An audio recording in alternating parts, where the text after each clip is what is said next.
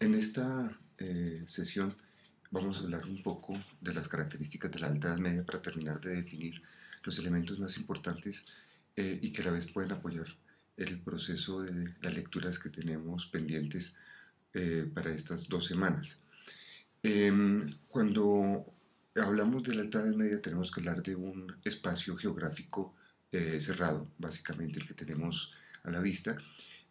Como les decía en alguna ocasión, está cerrado por las marcas, la marca hispánica, la marca de Sajonia, la marca panónica, eh, y esto es lo que conforma el territorio sobre el cual se va a desarrollar al menos el siglo octavo, noveno y buena parte del siglo X antes de comenzar a ver los procesos de expansión.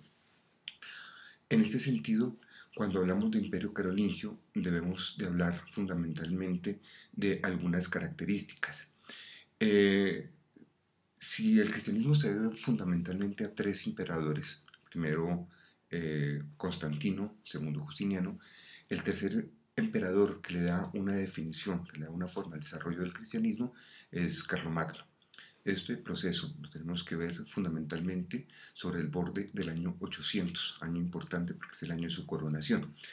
¿Por qué es importante Carlomagno? Carlomagno es importante primero porque es quien define las estrategias para el desarrollo del cristianismo. Hay un momento muy importante que es la convocación del Concilio de París en el año 814, por eso se escoge como una fecha fundamental para el desarrollo de esta cristiandad. En este sentido, hay una serie de perspectivas importantes, y es que el momento en que es coronado, en esta Navidad del año 800, se definen una serie de problemas políticos con el papado, porque el momento en que es coronado, la idea es que es Dios el que lo ha hecho, es decir, el emperador ha sido elegido por Dios, y esto va a generar una tensión con el papado en relación a los usos del poder temporal. Es decir, uno de los grandes problemas de la Alta Edad Media es la tensión entre poder espiritual y poder temporal.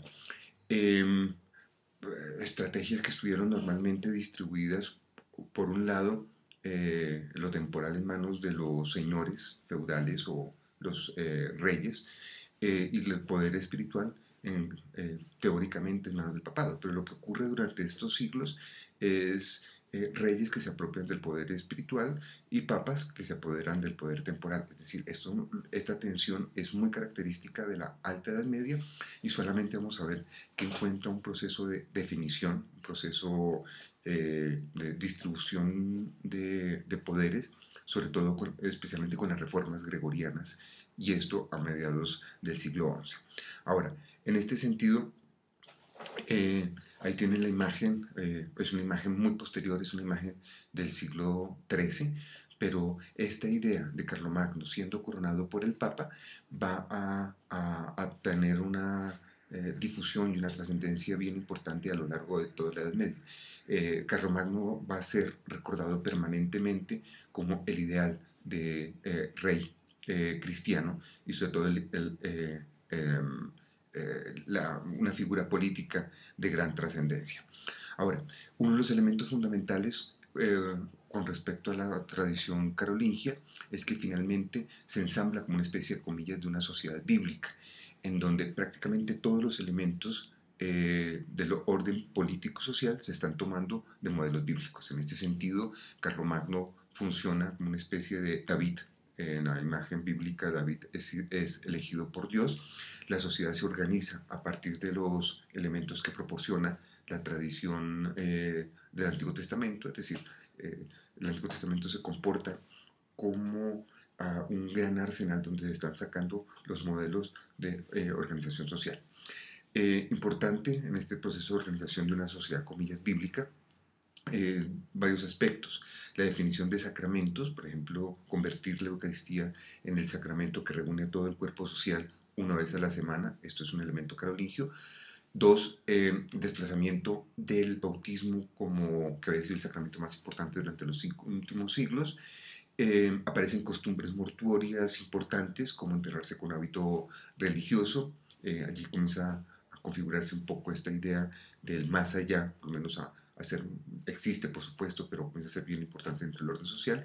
Y un elemento que me parece que es de gran importancia y es este aspecto, un ordenamiento social binario. ¿Qué quiere decir eso? Esto lo vamos a ver en una perspectiva larga, por lo menos hasta el siglo XII, cuando comienza a aparecer un orden social tripartito.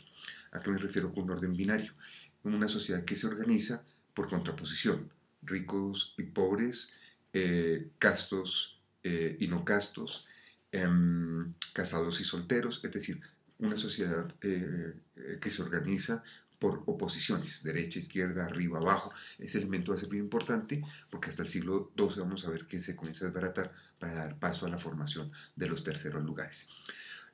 Con respecto a la característica económica, estamos hablando de una sociedad donde se está hablando, donde se está formando el aparato, llamémoslo prefeudal.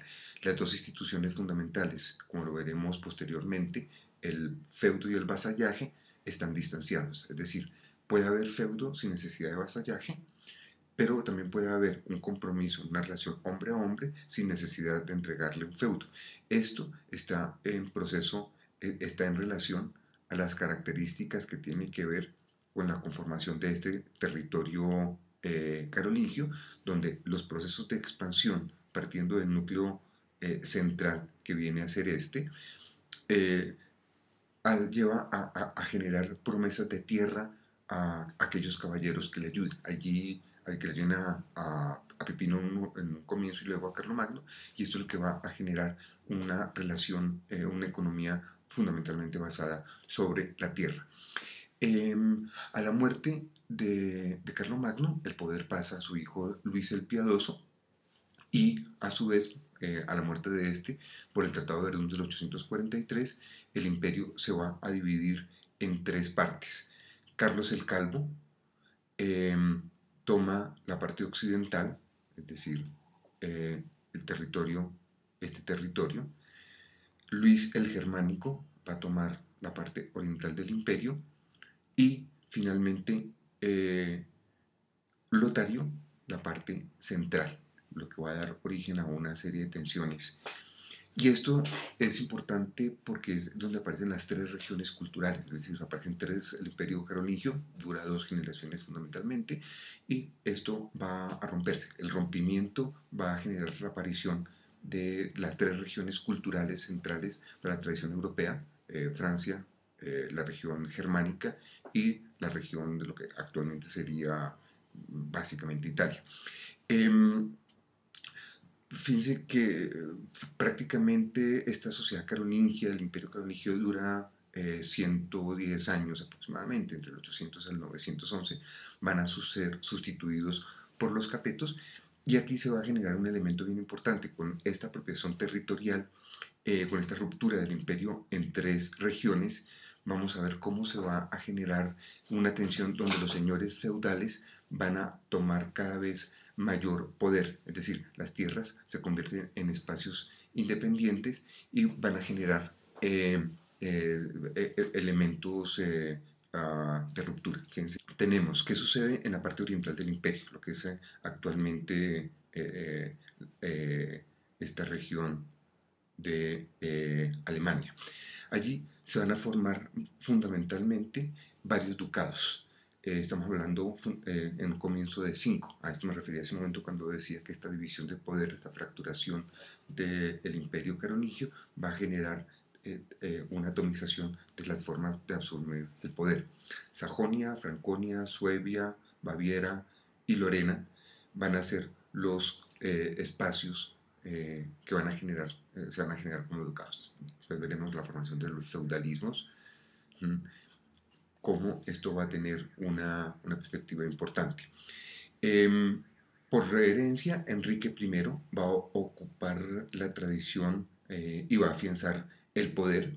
La Iglesia va a extender su poder fundamentalmente sobre la zona norte, sobre la región del Rin. Esto va a acarrear problemas posteriormente, y como es una zona de frontera, va a iniciar esta región germánica un proceso de expansión sobre